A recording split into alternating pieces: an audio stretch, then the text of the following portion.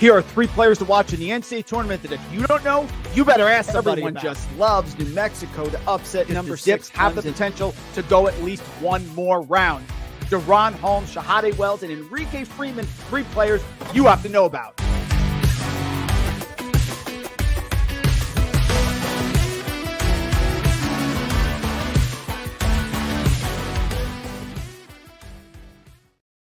A special shout out to Quan for the new opening, which is tremendous. Just in time for March Madness, folks. Welcome here to FTN. This is it, my favorite show of the year. You know why? Because tomorrow is the greatest day of the year. First game tips off right away, little afternoon. We wait to Thursday, Friday. Just tremendous, tremendous work, content, games, whatever you will want. Thank you for joining us here. Mike Randle, Chief Content Officer here at FTN. Couple things to start. First, our promo code FTN March is still live. 35% off. You're going to want to get in. Right now, college basketball is off the charts. Frank Brank's models, just incredible. I'm going to have an article coming out later today on his NCAA Tournament Sims, which are lights out. We already did the power rankings. You know how great Josh Gross is. He's fantastic. Women's college basketball, he's got some picks in for the men's bracket as well. Mike Kutry, what can I say about Mike Kutry? Plus 593 units overall. This year, 250, just killing it with the player props. We're ready to go. We had an amazing tournament last year, and I got the shirt on, got the Florida Owls shirt on from last year that I got to celebrate. We're ready to go. Metrics, measurements, data, narrative, games, whatever you want, we put it together. We're going to go game by game today. I'm going to come back tomorrow. We're going to go 6 o'clock. That's kind of the dead time between the games there. So 6 o'clock tomorrow night, I will go live. We can do some reacts. I will also give all my Friday picks. Then I will go Friday live at 6 o'clock again for the Saturday picks. Then we'll go Saturday morning as normal to give the Sunday picks and continue on through the end of March. My bracket is out. My picks are out. A couple changes that we had to make. Mike Kutry and I come back for the subs later today, putting a video together with our final bracket, the sheet that is our one sheet that we're going with. You can put several in, but one of them for the subs has to be the one we feel the strongest about. That's what we got today. Enough of me talking. Got everything done. Here we go. Put the questions in. If you have questions, comments, we can go back and forth. Let's go game by game. Here it is. We're going to go in order. Now, I don't know why last night Colorado State was only favored by, 2.5? It opened at 1.5. I don't know why. And I don't know why Michigan State is favored in this game either. Look, it's got to be because Izzo's in March. The old Izzo in March narrative. Enough of the narratives. All of those things are made to be broken. Somebody can't win the big one, and then they do. They don't beat anyone. Barry Bonds can't do well in the playoffs, and he has a great World Series. A-Rod can't hit. Every sport. Michigan State and Izzo has looked lost the entire year. They have struggled the entire year. And if you look at their metrics, they are a team without an identity. Beginning of the year, they could not shoot from three-point range. They had that horrific loss to James Madison, which is actually a little overrated, guys, because remember, in that game, they shot 1 of 20 from three-point range. That's 5%. So if Michigan State even has decent shooting from three-point range, we're not even talking about James Madison winning that game. But they couldn't make threes to start. Then they started getting hot from three, and they were making shots, and they had a good run in the middle of the run there, the season. They won 8 of 10 games. They look great. The problem is they don't shoot them that much. So they are still trying to figure out what their identity is. They don't have one. Malik Hall inside is king of the little people, only does well when they play teams that don't have an interior presence. Dominated Northwestern, played really well against Penn State, had a really big game and a loss against Iowa. So I don't think they can establish him here against Tulu Smith. The only issue with Mississippi State is that they turn the ball over a ton. So if you like Michigan State, you think they're going to give a lot of turnovers? I don't. I think Mississippi State they played better. They only had about 14 turnovers against Tennessee. They played Auburn's pressure and Tennessee's pressure. They're not going to crumble unless you get Michigan State's pressure. I'm taking Mississippi State plus 1.5 as an underdog versus Michigan State. First game, here we go. It's a lot of points. I like BYU, and I like BYU to advance. In fact, I like BYU to maybe advance 2 rounds. A lot of points. This isn't one of my biggest feels, but 9.5 points is a lot for BYU versus Duquesne. Now, BYU could get hot from three-point range and just put this game away early. But this also could be sort of a physical Keith Dambro, muck it up for Duquesne type of game. They only have 2 players in Day Grant and Jimmy Clark, and it's a lot of points. I'm going to take it, but it's a smaller wager. It's not one of the picks that I'm strongly on, but I'm going to go in order. Right now, I'm going Duquesne plus 9.5 against BYU. I don't like Duquesne. They should have been a 12 seed. BYU should be a 5 seed, but they moved it back and forth because of the accommodation, because of the Sunday rule with BYU, which I like. I just think Duquesne still should be a 12. So I'm going to go Duquesne plus 9.5 because I just think it's a lot of points. But I can go either way on this one. This one I love. I have been against Creighton all year long. You know that because I have just become nauseated with them driving to the basket and then kicking it back out for three-point range shots. They cannot get in the lane. They act as if Kalkbrenner is Shaq and has all these offensive moves. He doesn't. He's a putback guy. He's a tipping guy, and he likes to dominate teams that don't have an interior presence. Akron does. Enrique Freeman's good. Double-double, 13 rebounds per game. Provided that we don't have crazy three-point shooting like Creighton had at home against UConn with Ashworth going 4 of 8 from the logo. Provided that there's no foul trouble for Akron with Enrique Freeman, I think they're going to win this game outright. So I'm taking Akron plus the 12.5 against Creighton. I've hated Creighton all year. You know I stick to the teams that I don't like and the coaches that I do like and the teams that I don't like. And I'm staying with it here. I love Dusty May last year in Florida Atlantic. I love Virginia when they were coming off the loss. Thought they're going to win the national title. We got there.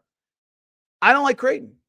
I don't like the reliance on a 3. They're on a neutral court. Yes, if they shoot 12 of 20 tomorrow, they're going to win. But that's true of any team. I'm taking the chance that Akron not only covers, but also wins outright. I'm taking the Zips. Yeah, Long Beach, Dan Monson was fired. It's a great story. But Arizona's offense is too much. And I love the little narrative here that Arizona lost last year to Princeton. So you're going to get maximum effort from Arizona here.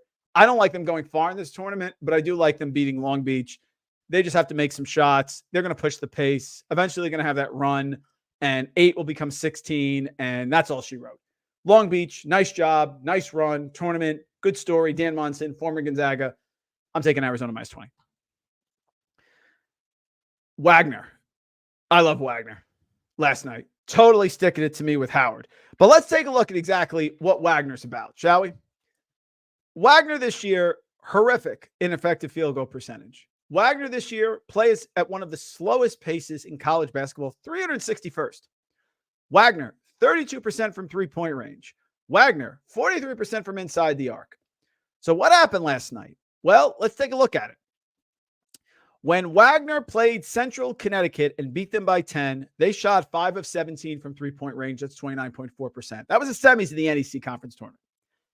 Then in the finals against Merrimack, Wagner, 2 of 15 from three-point range. 2 of 15, that's 13%.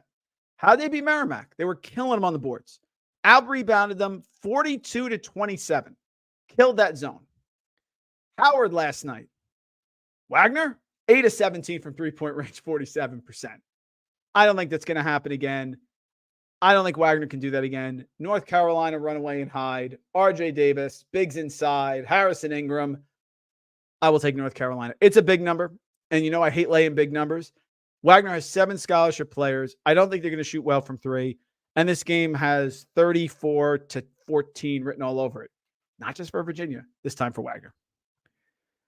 Morehead State is a great, great situation with a matchup with Illinois. And I will tell you why.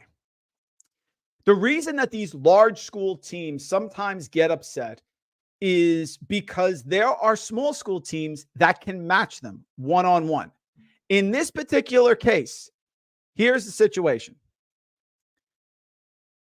Illinois looks a lot like teams in the past that don't play defense and score a lot. And I don't like those teams. Remember Iowa with Keegan Murray? Great offense, Fran McCaffrey, no defense, wins the Big Ten, loses in the first round. Morehead State is not your typical small seed that doesn't have size. They rank top 44 in the country in average height. They are also great on the boards, which is what you need to do against Illinois. They guard the perimeter well. And on the other side, what you want from an upset is you want a team that shoots a lot of threes. That's why Yale is not beating Auburn. Yale is an Ivy League team that doesn't shoot threes. They make a couple of them, but they don't shoot them with volume. So how exactly is Yale going to beat Auburn? Danny Wolf? Sophomore Danny Wolf's going to dominate inside. I don't think so. Princeton last year pulled the upset over Arizona. They shot a lot of threes, and they made them. Morehead State's going to chuck, and they know they have to chuck. And this program has history in the tournament. I think it was 2011 when they played Rick Pitino in Louisville in the first game. It was like 12-15 game. Pulled into Tiffany's here. My two best friends were watching the game. They pulled it out. I like Morehead in this matchup. If you like Illinois, then take Terrence Shannon's over in his points. If you don't like Illinois, then take the under on Terrence Shannon's points. Because if Terrence Shannon has 35 points, again, I don't think they're going to lose this game. But I think Morehead can contain him, force him to shoot from the outside, step in on him a little bit. Preston Spaulding, good coach. I'll take Morehead. Everybody loves Oregon. Everybody loves Oregon. I know Dana Altman is great against the spread in the tournament. His first round is like 7-2. I know that. We can just continue to disrespect South Carolina. We can disrespect the Gamecocks all year long. Now, why are they not getting respect? Very simple. I believe in the preseason poll, South Carolina was ranked, let's see, dead last. What were they in the preseason poll? I believe Tennessee was picked to win the preseason poll, and the Gamecocks were picked 14th. So there's natural bias of we didn't think they were going to be good, so they can't be good. Then their non-conference schedule, not great, but a lot of teams don't have a great non-conference schedule. Take a look at the Big 12. They play at a very slow pace. No one likes that.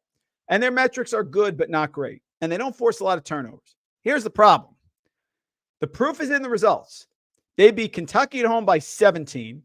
They beat Tennessee away. That's not easy. They beat Texas A&M away. Also not easy. They beat Florida at home. They beat everybody.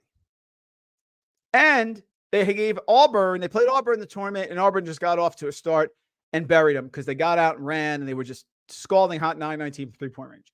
Oregon doesn't have the same makeup as Auburn.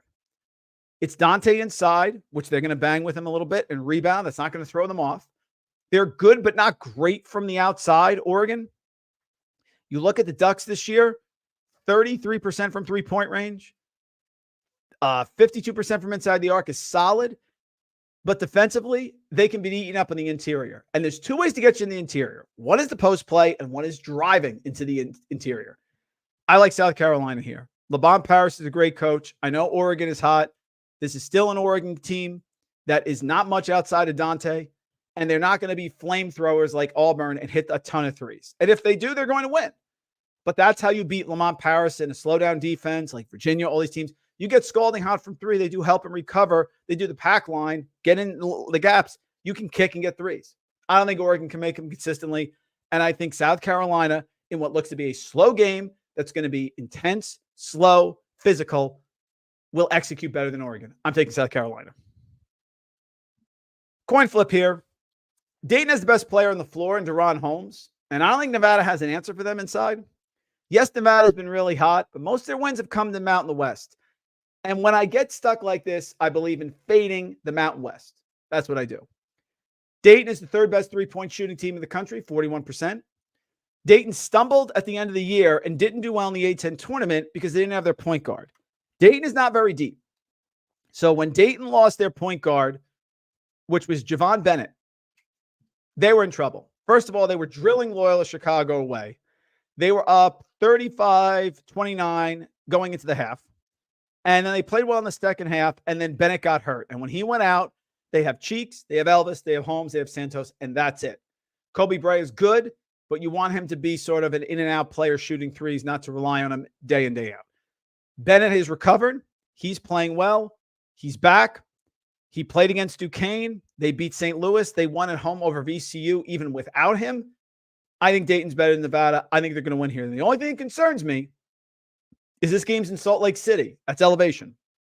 One of the rumors about the Mountain West always struggling is that they have an advantage playing at altitude and So this one's at altitude, which could affect Dayton, but there's 3-point variance involved.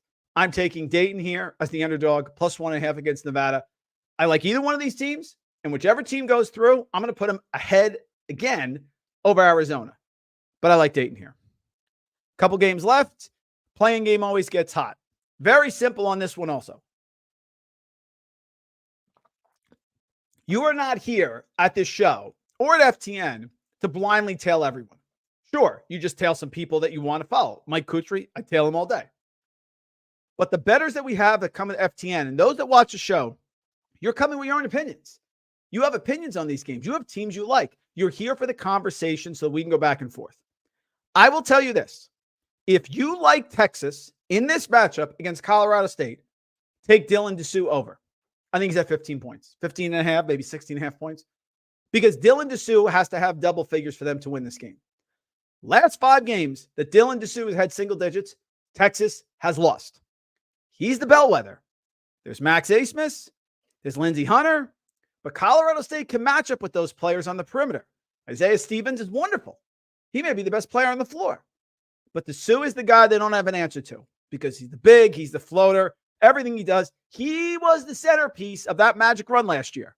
He got hurt. Things changed. If you like Colorado State, plus 2.5, like I do, then bet Dylan Dessou under. That's how you're going to make money. Dessou has to play well for them to beat Colorado State. 1, Texas is inconsistent. 2, their defense hasn't been great.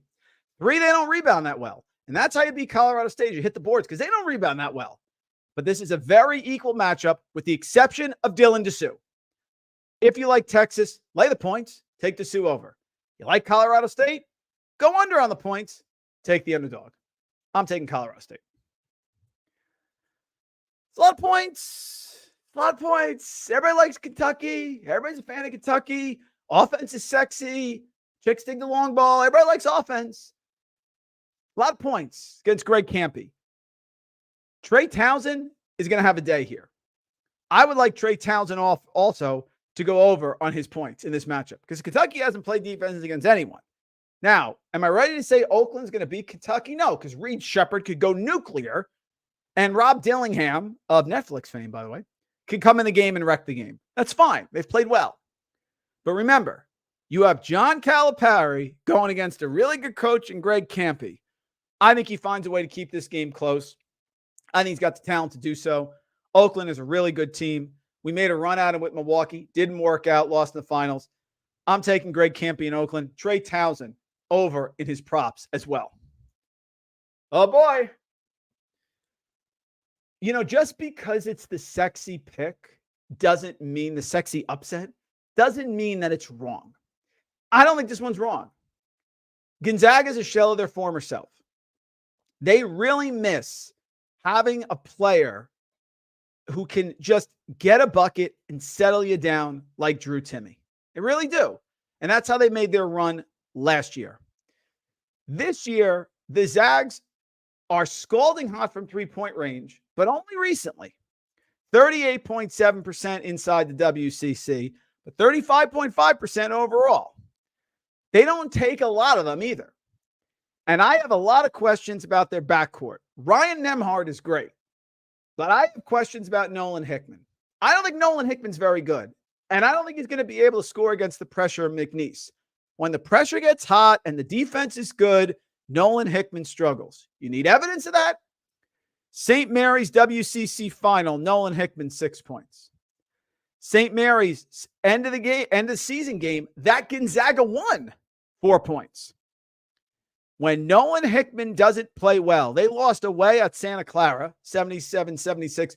First time in 24 straight matchups that Santa Clara beat them. Good old Nolan Hickman, 4 points. UConn, earlier in the season, big matchup, UConn, Nolan Hickman, 8 points. I think the guards of McNeese are going to have a problem. Javon Garcia, the transfer from UMass, lights out 45% from three-point range. And you know my guy, put on social media, Shahade Wells, who is just a wrecker of a player. 40% from three-point range, aggressive, attacks. Gonzaga struggles on defense because they're not very deep. Graham Ike needs to have a game for them to play well here. I like McNeese. I like the 6.5. I like them to win it outright. I like them to hang around for a while. Be careful here. Be careful. Now,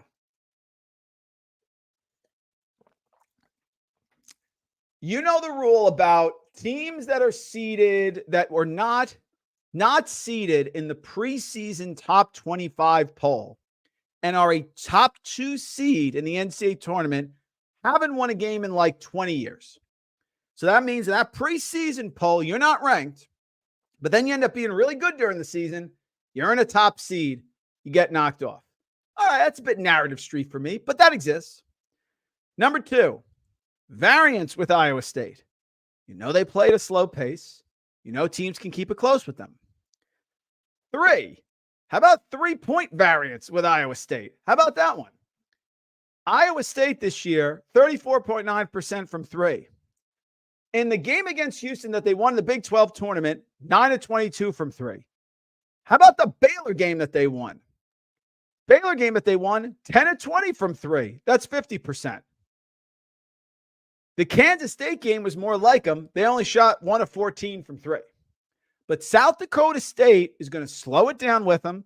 They're not going to turn the ball over like Kansas State did, and they're going to make the mid-range shots. I think this is a lot of points. And I know Mike Crucci agrees with me because we talked about it on the show. South Dakota State has Zeke Mayo inside. South Dakota State's great at shooting threes. South Dakota State's great in the 2-point range. I don't really like South Dakota State because I think they're a notch below where they used to be. But this is a lot of points for an Iowa State team that always has within the realm of possibility to come out and chuck some bricks. I would be shocked if Iowa State lost. I wouldn't be shocked if South Dakota State covered. We're taking them there. Moving on. A lot of points also. I love Tennessee, and you know I have them going to the Final Four. A lot of points with St. Peter's. You know, Tennessee, same sort of thing. St. Peter's has been here before. Bashir Mason does a good job. They're physical. They play defense. They're not going to be scared of the limelight. They have no problem winning these games. 21.5, a lot of points. I like my Vols. I do. Maybe they win by 18. St. Peter's in their defense. I think the presence of Zakai Ziegler changes Tennessee's upside from last year. But St. Peter's is solid defensively. Bashir Mason's done a great job. They are lethal inside the arc. They were number 1 in the MAC at defense efficiency, effective field goal percentage allowed, 2-point percentage, and 3-point percentage. They were second allowed. And they're good on the boards. I think Tennessee's too much for them. I think 21.5 is a lot. I'll take St. Peter's and the points. I really want to pick Texas Tech here, but I'm taking, in this case, NC State. Because Texas Tech should get Warren Washington back, which will really help. But the concern with Texas Tech, and you know my thoughts on boots. I hate boots. People say, I have all these physical therapists come on and go, when you wear a boot, it can be precautionary. Guys, big-time athletes don't wear boots as precautionary measures. That's called crutches. They wear a boot, it's usually a problem. Texas Tech, in this matchup, they need Warren Washington back, the big 7-footer inside, which I believe they will get. Darian Williams is the concern because he was in a boot, and they need Darian Williams. He did not play against Houston. They got blown out in that game. And prior to that, only 7 points. He can get hot. He's had games where he's had 2 threes, 3 threes, 2 threes, 4 threes. He's a critical player. If I hear that he's playing and he's starting, I probably take Texas Tech and lay the points.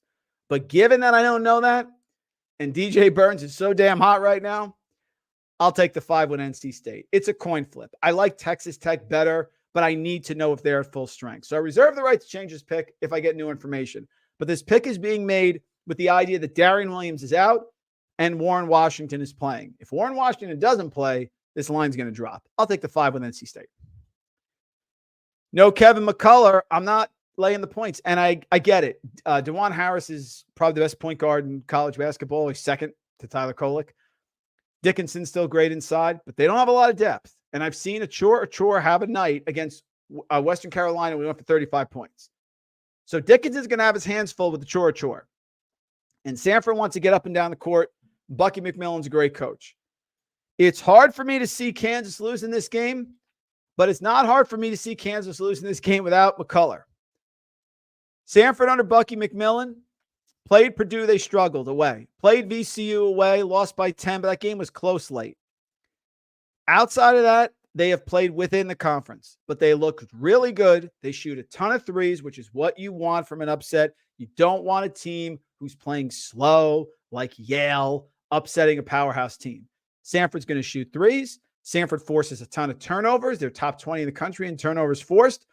I get that they can be a little frenetic, but you take Kevin McCullough away, all of a sudden this Kansas team, when you're looking at who's playing, they have Harris, they have Johnny Furphy, they have Dickinson, they have KJ Adams, and they have El Marco Jackson. And they don't want Nick Timberlake anywhere near the court because he's been a nightmare. I'll take the points with Samford. I get it if people are on Kansas, but yes, I have Samford and McNeese playing each other second round of the tournament. Everybody's on Drake. I'm not. I think Washington State gets this game. Everybody's following the narrative that Drake last year had Miami dead to rights, and Tucker DeVries had a terrible game, and he's going to be the man this year and get him back. That team also had Roman Penn. The team also had DJ Wilkins, great defender, slasher. This team does not. Washington State has beat Arizona twice. Washington State looked a little tired down the stretch to me. Law of efforts there. They need to be refreshed, and they are. Great on the boards. A lot of second chance points. I don't think Drake's ready for that. I don't think Brody's ready for that inside either. Drake normally comfortable doing what they do because Darnell Brody can dominate on the interior. It's not going to do that here. Miles Rice, Isaac Jones is great. Jalen Wells cannot be left open from three. And remember, it's not like Kyle Smith's a bad coach. He's a hell of a coach. I like this team. Yes, they lost to Colorado in a close one. They drilled Stanford on the neutral. They beat Arizona twice, home and away. I'm taking Washington State. I think they're a better team. I think Drake's a little overrated. I really do with Tucker DeVries and Drake. They got to make their shots. They got to make their threes. Washington State, Wells can hit 6 threes and put this game away right away. That's all I got for these games. Let's go to the comments of the questions here. All right, Todd, a lot of questions here. Yeah, high the under in the parlay. Yeah, Wagner got hot. Normally, Devin, I feel bad for you. Normally, the under is good in the first 4 games too, but didn't work in this one. I have Mississippi State, Ian. I have them upsetting UNC as well. Yeah, Jerry, that's fine. Again, this is not about just blindly tailing me or someone else. Remember, the greatest people are hitting 58%. So if you blindly tail someone as great as they are, you're going to lose on average 42 of your 100 bets. I'm just saying this. If you think the interior is tough against Colorado State, I firmly respect that. Then bet Dessou over. That's what I would do. You got to marry it together because you can't tell me Dessou is going to have a bad game and Texas is still going to win. That I don't see. I'm going the other way. I have some props for you here at the end, but I think that's a really fair analysis. And sometimes the public side is right. Sure, Jerry, the public wins. That's just sprinkles on the Sunday. Public wins. Let's see. Yeah, Trevor, no problem, man. We got it going on. The bracket show is here for the subs. You can pull it up as well. Let's see. Hard to cover a big number with a slow tempo and a low total. I agree with you on that. And that's something that I'm sort of going with that I need to, really be careful about in that if you go slow like Iowa State and you're not hot, that's how the upsets can happen. Ziegler's brothers on St. Peter's too. Yeah, there'll be motivation there. Very good, Trevor. Thank you for that. Leg, great to have you in the house. Appreciate it. Trevor, I don't like Washington. I mean, I like Washington State. I don't think they're going out here. I really don't. Everybody's on Drake. And listen, the public is normally right. Another game that I'm on with the public is McNeese State. So to me, that's just sprinkles on the Sunday. Sometimes they're right. Sometimes they're wrong. Let's see what else we got here. Yeah, Ross, good question. I appreciate this. I do have some NIT bets in there. I like St. Joe's and the points. You can dominate the NIT if you're really focused, and maybe Shaheen Holloway will have them ready, but that will not be a packed atmosphere tonight.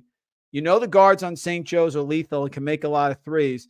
I took the 7.5 tonight in this matchup with St. Joe's at Seton Hall. Not saying they're going to win, but I thought 7.5 was too many. Dan, appreciate it. Yes, Dan, we had another opening as well, but we have to be careful with copyright infringement. I'm glad you like the opening. I appreciate it, sir. The VCU matchup tonight, Trevor. Let me pull that one up. Sorry, bud. Let's see.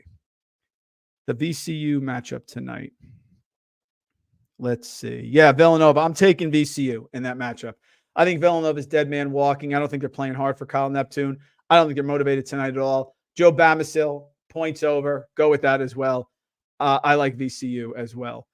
Sorry, Trevor. I apologize. Yeah, Washington for Texas Tech. That's the key. If Washington's in there, it changes everything. Brandon in the house. Mississippi State, Duquesne, Clemson. They're happy to be there. Yeah, Brandon, I Mississippi State, is Michigan State happy to be there? I think Michigan State may be happy to be there. Duquesne, I get. I could flip the Duquesne one at some point. I like them right now at 9.5, but I go the other way. I don't like them very good. Clemson, I'm a big fan of. We disagree on Clemson. I like Clemson a lot. Let's see. Yeah, Kyle Neptune, of course. Yeah, Jack, is Tennessee too hyped? Jack, I am getting a little concerned because it seems like a lot of people are in Tennessee. I always like it better when I like a team that no one likes. But I believe they're good. Now, teams that have lost in the first round of their conference tournament have never won the NCAA title. But Rick Barnes, when he was with Texas in 2003, and TJ Ford had a player like Dalton Connect, TJ Ford, lost in the first round of his tournament. I believe Texas Tech made the Final Four. So I still think they can make the Final Four. Khalifa is probable to play. That's good news, Trevor, to hear as well. And that's it. That's all I got, I think. Appreciate it. Devin in the house from the SDS pod. I appreciate it, Devin. Great to see you, buddy. Great to have you back. I appreciate that. Okay, I got a couple props for you as well, and then we will get out of here. Reads on players. I didn't do a ton of props during the year, but now when the teams are in the matchups and I sort of look at things, I gravitate to them a little bit more. I am going under with Malik Hall, 13.5 points for Michigan State. I think he's going to struggle against Tulu Smith. I think he's going to struggle on the interior. I think Mississippi State's going to attack him. And Malik Hall's king of little people for me for Michigan State. So I'm going to go under with his points. I don't like Day Grant. Day Grant is very streaky. He doesn't shoot threes really well, and he can go hot and cold. He disappeared. He had 10 points at the half against VCU, and then he had nothing. He's a very willing passer, which is great for Duquesne, just not great for his points. I think 16.5 is a lot against BYU. I think you go under there as well. I mean, my thoughts here on Creighton and Kalkbrenner. Enrique Freeman is a matchup problem for them. 17.5 is a lot. I'm taking the under on that one. If I like Morehead State, it makes sense, and I'm going to take Terrence Shannon under 24.5 points. Again, if you like Illinois, totally understand that. Just take his over on his points. This won't surprise anyone. I told you I like Colorado State, so I'm going under and Dylan DeSue, 16.5 for those reasons. I like McNeese. I think Shahade Wells cannot be stopped. I don't think Gonzaga can stop him. I don't think Gonzaga has a lot of depth, and I think Wells gets whatever he wants. And likewise, we'll go under with Nolan Hickman as well. And there's one more one I want to add here as we talked about it. Let me just check it out really quick. I mentioned this one before. Kentucky plays zero defense whatsoever. So I'm just curious what the number is for Kentucky and Oakland with Trey Townsend. Pulling it up right now. Let's see what we got for points. Yeah, 17.5. It's juiced to the under, but I'm fine with Trey Townsend also going over 17.5. He had 16.5 somewhere at minus 120. I do that. 17.5 and MGM minus 110. There you go, folks. There's our picks. That's pretty. Let's see. Trevor's got one more. Sorry. Thoughts about Nebraska potentially knocking off Houston, Nebraska? Yeah, I don't like Nebraska against Houston, but I really like Texas A&M against Houston. You're going to be Houston. You got to be relentless on defense and punch them in the mouth. I don't think Nebraska can do that. I think Texas A&M can do that. Texas A&M lost in a semi-away game to Houston, 70-66 this year without Tyrese Radford, who's 16 points per game. Wade Taylor's great, but if they don't have Tyrese Radford, they got no one to score. That's an impressive performance, and they'll match up better with them. So I like them as well. Howie's in the house, likes Clemson, Mexico. I like they're older. Yeah, Howie, all of a sudden, New Mexico's great. We love New Mexico. They lost at home to Air Force a couple weeks ago. All of a sudden, we love New Mexico because they went on a run in the Mountain West. Not buying it. Anyway, folks, we are out of here. I will be back again tomorrow. Again, we're going to watch the game. So we're back at about 6 o'clock. Check the YouTube channel. We'll have it right. Get the notifications on. We'll do all that great stuff. And don't forget, like I said in the beginning here, promo code FTN March gets you 35% off. Trust me, our baseball team is just as good, if not better, than a college basketball team. So you're going to want to join us here at FTN Bets. That's the only way to go. Folks, it's the best time of year. Cheers. We put together the music. We put together the sims. We put together the projections. We put together the videos. And we give you the picks. I can't wait. I can't wait for the games to start. We'll be back tomorrow. See you then. Get to the window. Here are 3 players to watch in the NCAA tournament that if you don't know, you better ask somebody. Everyone just loves New Mexico to upset number 6, have the potential to go at least one more round. Deron Holmes, Shahade Wells, and Enrique Freeman, 3 players you have to know about.